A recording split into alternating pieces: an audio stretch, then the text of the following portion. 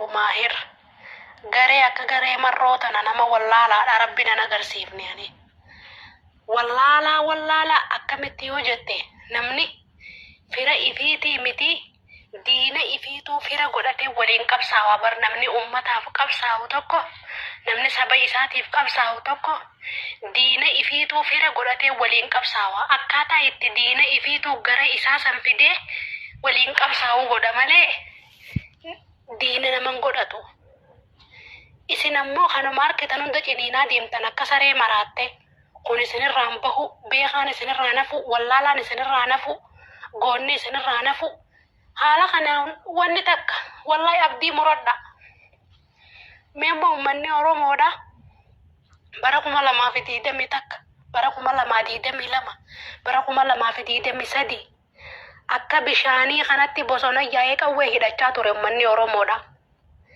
Hidhatee dargaggeessi Oromoodha qeeroon kaleessa wayyaanee maqalee galchite hidhattee hanga funyaanii hidhatteeti bosona keessaa baroodaa turte waggaa 3 kana. Arra social media kanarratti deeggarsi marroon qabu deeggarsa ajaa'ibaa ture amata 3 kana jechuu.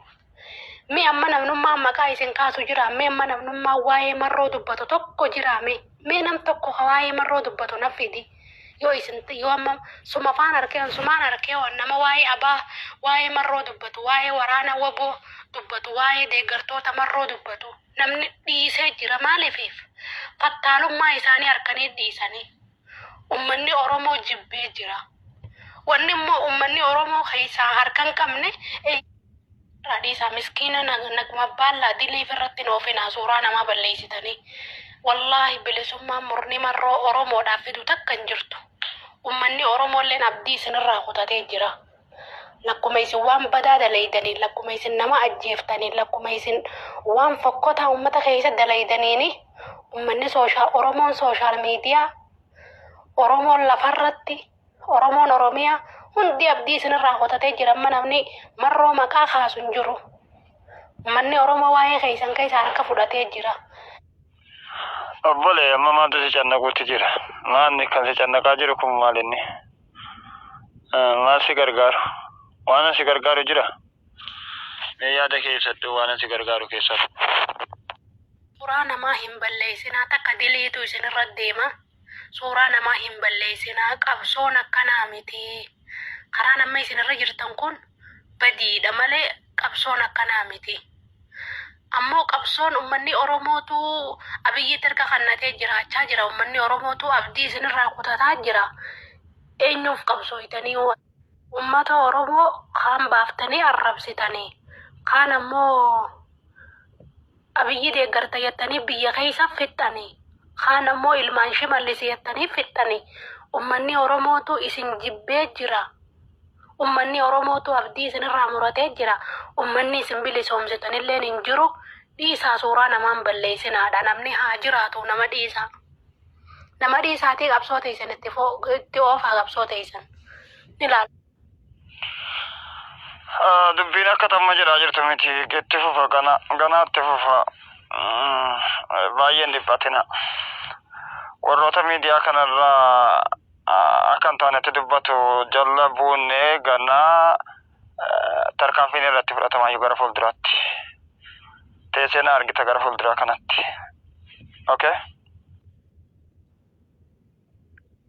Karaan kun isin baasaa inuma isin hin baasu. Akka ummanni isin jibbu akka ummanni isin balaaleffatu godhaa deema malee akka ummanni kana caalaa isin balaaleffatu akka ummanni kana caalaa isin jibbu godhaa deema malee isin itti milkooytan karaan kun isin baasaa isin hin baasu. Ummanni mootummaadhaa qeensarraa cabsuu hin dandeessan.